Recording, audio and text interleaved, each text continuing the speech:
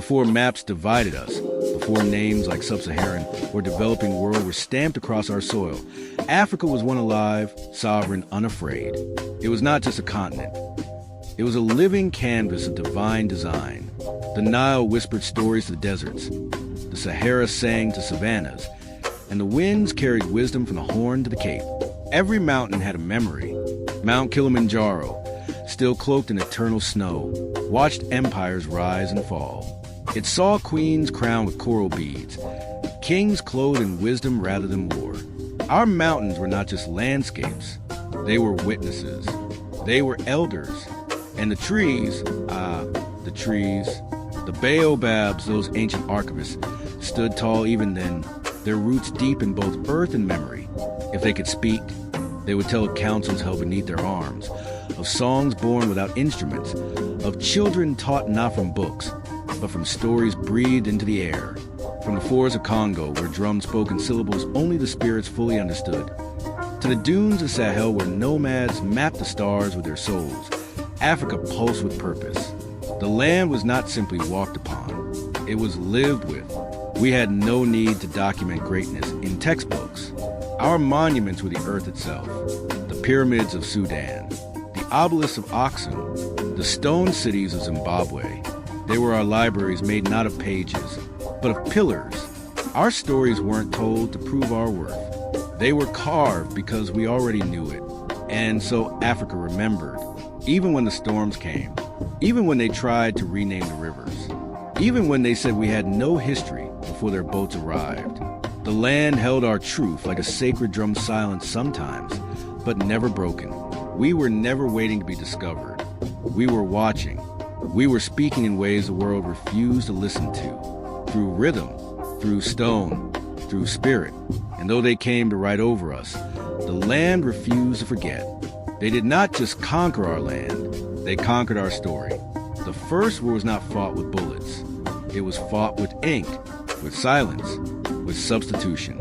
Our God became demons in their texts. Our names were replaced with Latin.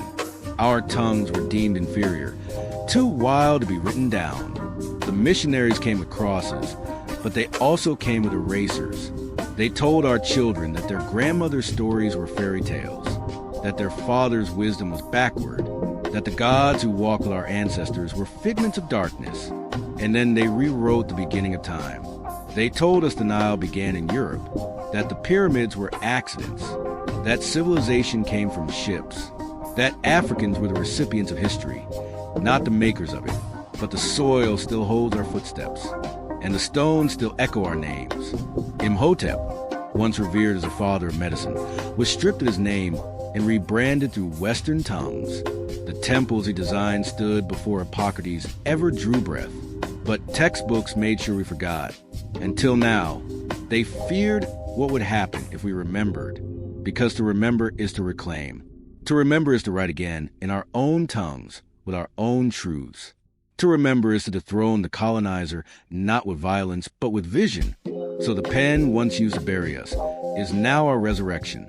We are writing in Swahili, Yoruba, Zulu, Igbo. We are naming our children after rivers.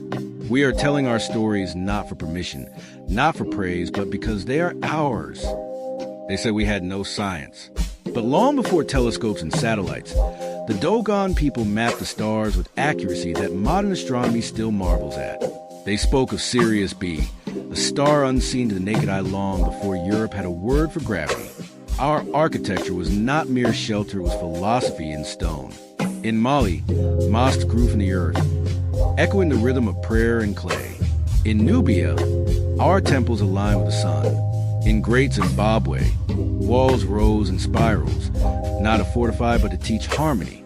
Our libraries did not need European approval. Timbuktu alone held hundreds of thousands of manuscript science, mathematics, medicine, law, and theology written in Arabic, Ajami, and native scripts. These were not borrowed thoughts. They were blueprints of brilliance. We healed the sick before we were taught to doubt our herbs. We performed surgeries before we were told to trust only pills. Our medicine didn't just cure, it connected. It recognized the body, spirit, and land as one living organism. And so they burned what they couldn't understand. Scrolls became ash. Languages were outlawed. Spiritual systems were criminalized. But knowledge, like seeds in dry season, waited. And now it blooms again. Now we see our scholars rising not in foreign halls, but in local fields, in sacred forests, in podcasts and protest songs. They are not rediscovering. They are remembering. And remembering, too, is a form of resistance. They called our bodies tools built for labor, but not for love. They described our strength as brute, never beautiful. They measured our worth in output, not in spirit. And so they tried to claim our muscle while denying our mind. But they feared us, not because we were mindless, but because we were magnificent. Because we ran faster, danced longer, endured more, and did so with joy still pulsing in our veins. We could not be broken, and that terrified them. Even in chains, we moved with rhythm. Even in fields, we made music.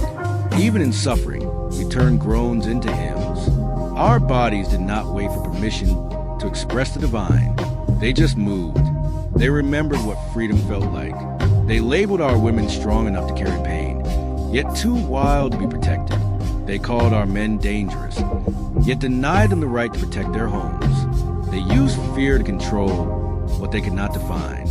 They whispered myths about our biology to justify chains. Said we didn't feel pain. Said we were made to suffer.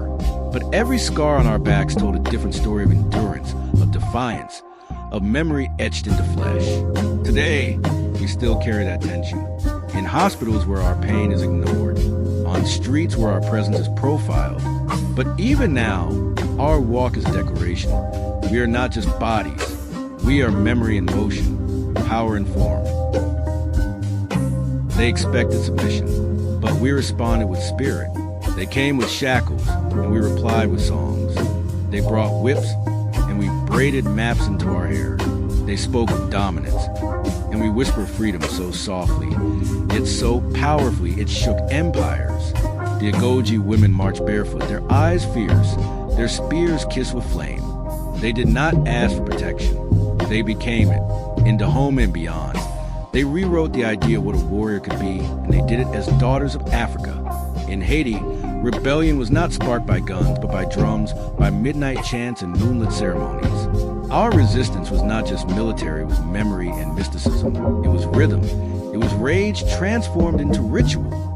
We did not wait for liberation, we created it. In Brazil's Quilombos, in Suriname's jungles, in the highlands of Ethiopia, we carved out freedom with our bare hands and stubborn hearts. They tried to crush us, but we turned the wilderness into a throne. Our drums were radios. Our dances were codes. Our rituals were revolts disguised as worship. To the colonizer, it looked like celebration. To us, it was revival, revolution, resurrection. We hid our gods and saints. We wrapped our languages in lullabies. We taught resistance in riddles. And so, the story of our survival isn't one of escape, it's one of eternal return, of culture that refused to be caged. They tried to erase us, but we returned in style, in braids and beads, in beats and verses, in Kent and Ankara. Our return wasn't announced with trumpet, but with fashion shows, film premieres, and melodies that broke algorithms. From Lagos to London, from Accra to Atlanta, Afrobeat now echoes across the globe. Our rhythms are no longer background. They are the heartbeat. What once lived in the margins now dances at the center stage. The diaspora is not scattered, it is woven. A network of memory, talent, and voice. We don't just revisit our roots, we replant them. In literature, in tech, in film, in finance. Africa is no longer reaching out. Africa is reaching in. Our creators no longer wait for approval. Our directors don't beg for validation. Our storytellers don't need permission. We are greenlighting ourselves, producing our futures with ancestral wisdom as our co-director. They said we were a market. We became the makers. They said we were consumers. We became the creators. They tried to brand us, but we branded ourselves with purpose, with culture, with unshakable pride. And we did it without apology, without waiting, without shrinking. The rise of Africa was not a comeback.